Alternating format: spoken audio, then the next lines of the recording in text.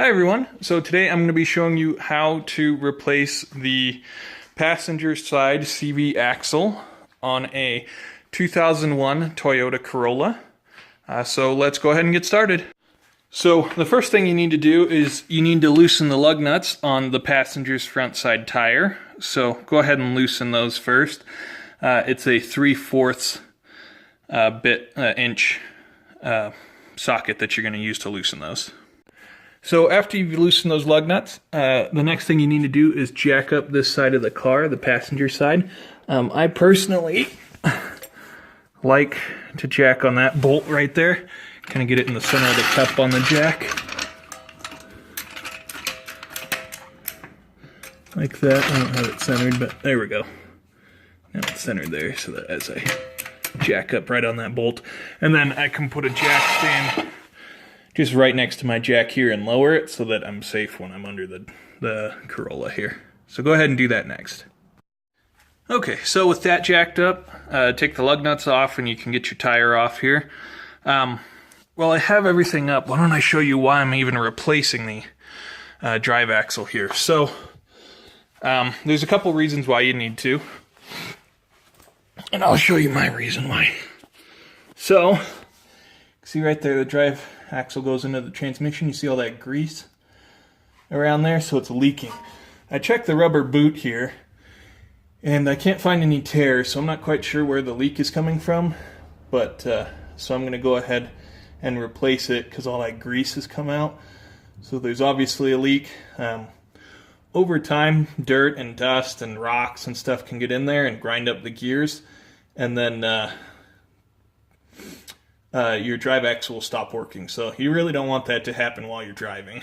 So that's why you replace it while you have the time and the money to replace the part. So sometimes that boot will leak, like mine is, or you have the outer boot here that's right on the wheel that could also leak. Mine is fine, but because that other one is leaking, I'm gonna need to replace the whole thing. So the next thing you do after you get the tire off is go ahead and remove this cotter pin. Just take some needle nose pliers, bend that up, and then pull it out from the bottom here. And then with the pin out, this little cap here will slide right off. Alright, so you may have to, I had to take a hammer and screwdriver and bend it through, or needle nose pliers to bend it, and then a hammer and screwdriver just to tap it through. It may be a little rusted, kind of like mine, but I mean, don't wail on it, because you don't want to break anything else or break it off in there and then have an even harder time getting it out. So next comes probably the second worst part of this job, which is getting this bolt off here. It is a 30mm bolt, so you're going to need a specialty piece like this. These get pretty expensive, but you can either borrow one from your local auto parts store, which I would recommend, or you can purchase one, but it needs to be 30mm to fit on this bolt. So you need to make sure that your other tire is on the ground so that this doesn't spin. And you either need a breaker bar, or I'm using an air impact wrench to try and get it off. That's the much easier way to do it. You may want to put some WD-40 and spray it in here to loosen it up. It may be rusted. Mine is a little bit. So that's the next thing. You need to get this bolt off next. So I highly recommend that impact wrench. Makes really easy work getting that bolt off. I mean, if you already have a compressor, impact wrench is honestly like 20 or 30 bucks at your local hardware store. Absolutely worth it in my mind. For getting tires off, that bolt is extremely hard without one. You can do it though. You definitely need a breaker bar to be able to get that off. I've gotten that bolt off on the driver's side without the impact wrench, but it's much easier with one. Otherwise, you have to use a breaker bar. It takes a lot of elbow grease to get that off. So the next thing you need to get off there are 3 17mm bolts underneath here on your A-arm. So this is your A-arm. go ahead and get these 3 bolts off next. An impact wrench does really well on those 3 bolts as well. 2 of them are actually nuts, and then the third one at the back was a bolt. So next what you want to do is get a pry bar, or a screwdriver will work. A flathead screwdriver will work just fine. And basically you need to pry this up because you're trying to loosen and get these 2 studs here out of your A-frame. So go ahead, it takes a little bit of work. Pry the A-frame off of there, because once that's off, then you can maneuver this whole thing around pretty freely once you have it off. So go ahead and do that next. So the next thing you want to do, so as you can see, I got the studs out there, so it's free. This moves around a lot more freely. So what you want to do is you want to take a hammer, and basically you want to try and pull this away, because then you'll kind of see, because you might end up doing what I usually end up doing, and ripping the gears apart as you pull the CV axle out, which is fine because it's the old one and it's trash, so it's no big deal. But give it a little bit of space as you kind of pull it to the left here and away. And you're going to want to take a hammer, and you want to tap very gently and lightly on this, and you can kind of see, I can kind of see it a little better, but it is just moving ever so slightly. So you want to tap that, and you can see the distance I've made there. Tap that through, and then once this pops through, you can kind of basically maneuver it out of this little socket here. So go ahead and tap that through so that you can pull the CV axle out and have it free and basically hang it up here. Try not to hang it on the brake line though, because you really don't want to mess that up, because that's pressurized and you need it pressurized. So go ahead and do that next. A little tip that you can do to make sure that you don't bend these, because you really don't want to bend this at all.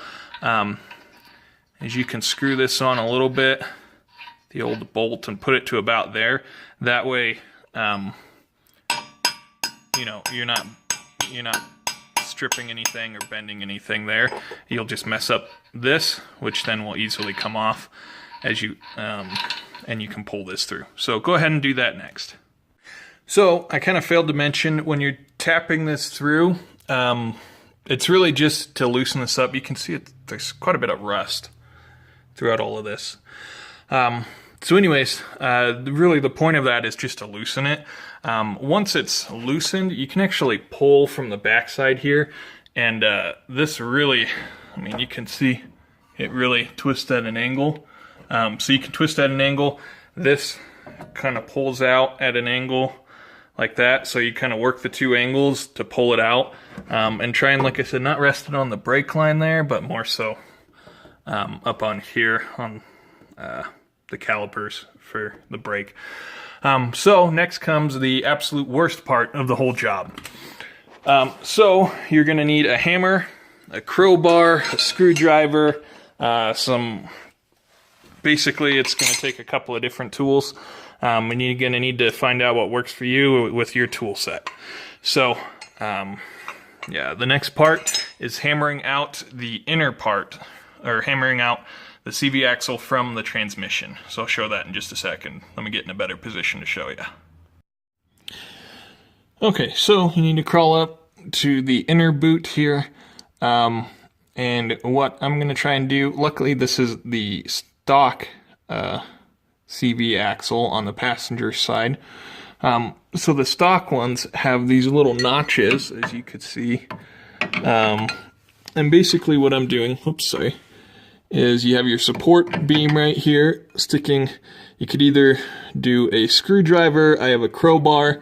It's a little stronger than a screwdriver.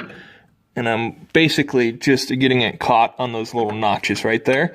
And I'm going to hammer it to try and push it out. So let's go ahead and see if that works for me. So unfortunately, hammering on those notches wasn't going to get it out. Basically there's the second option, which unfortunately makes it a two-person job, but I know it's worked on the driver's side for me twice now, and it saves a lot of time. I've sat there hammering for over an hour on the driver's side, and so I'm not going to waste my time doing that this time. So for the two-person step procedure to do this, to get this axle out, you're going to need some vice grips, just like this. And essentially what you're going to be doing is hammering, just like I was showing you, but the second person is going to be pulling on this. So the easiest thing is actually just to rip this out. So these boots, the gears in them aren't actually connected. When they're interlocked, they're connected, but once you pull them, they pull apart pretty easily. So you can pull on that and it'll tear the boot, but it doesn't quite matter since you're replacing it. You've already come this far.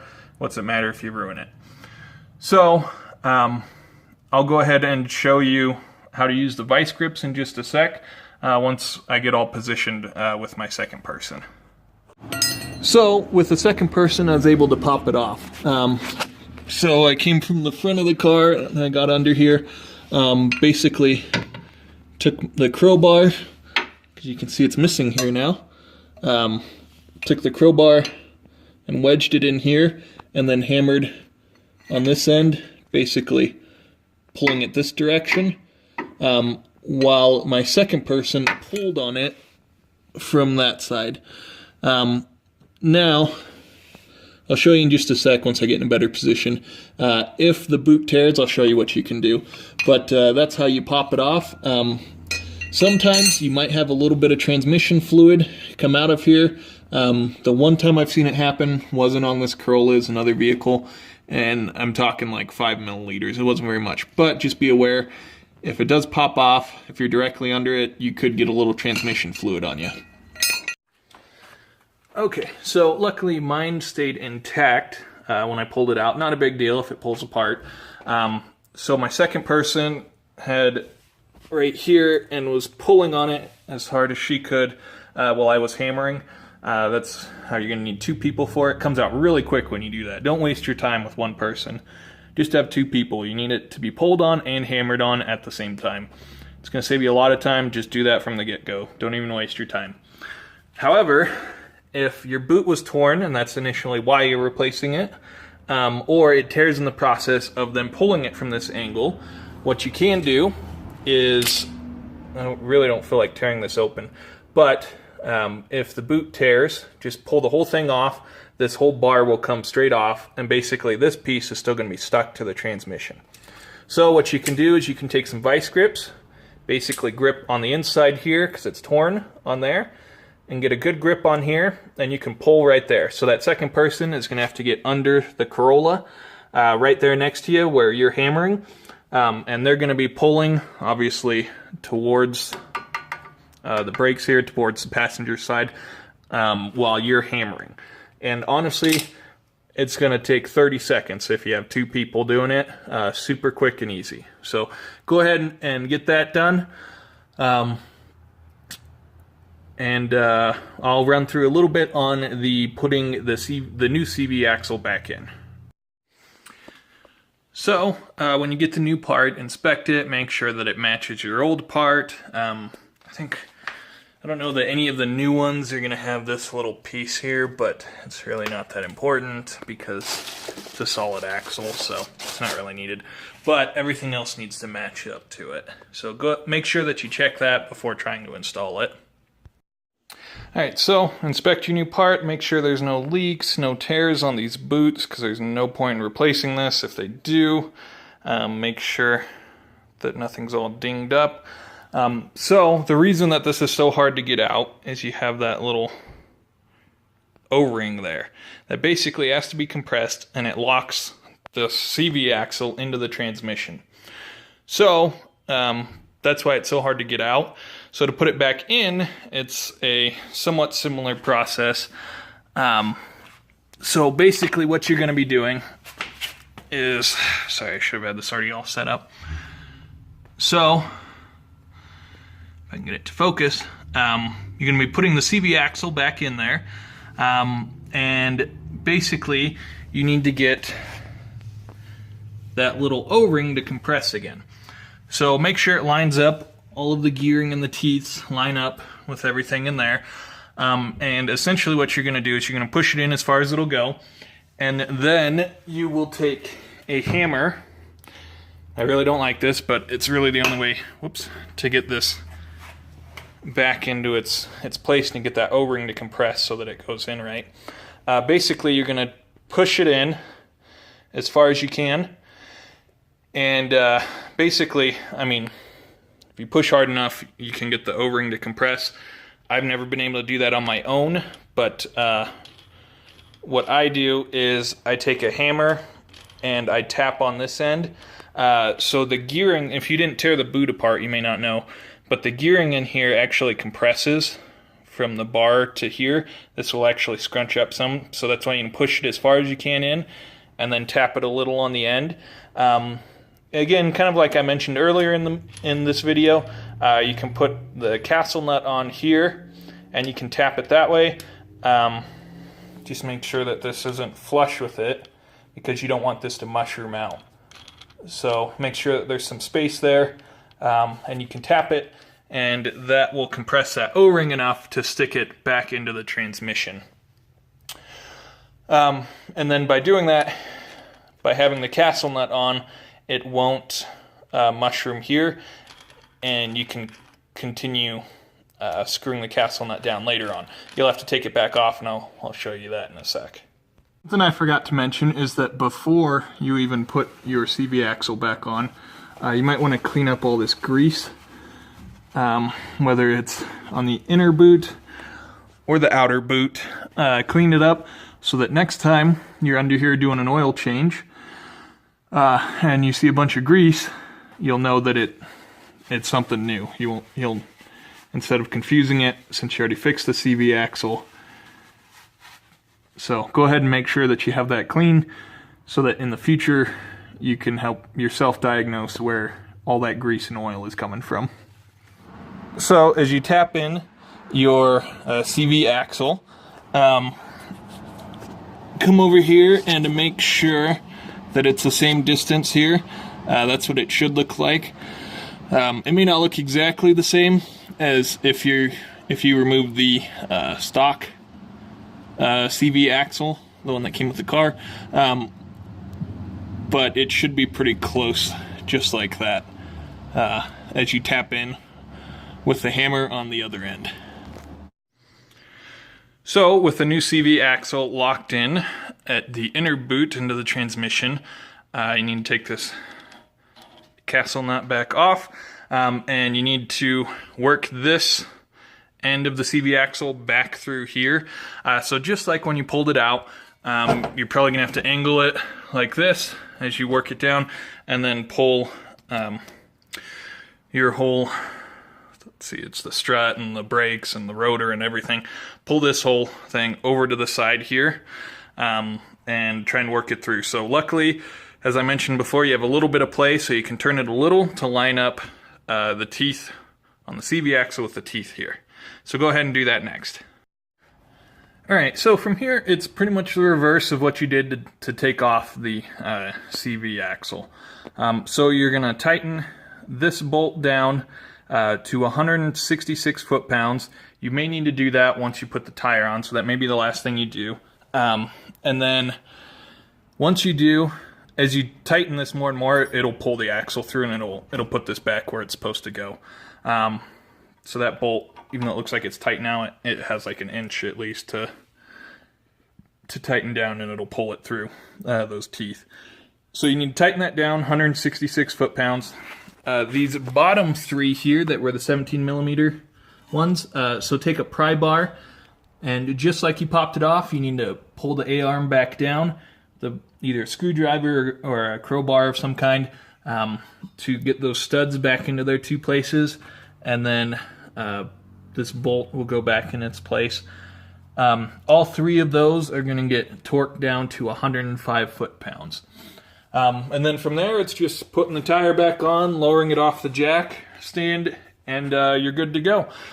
So afterwards, you might want to take it for a test drive, turn off your radio, roll down your windows, take some turns, And as you turn, if you hear any clicking, then you might need to go back through and figure out what's going on. But it should be good to go. So anyways, that is how you replace the passenger side CV axle on a 2001 Toyota Corolla.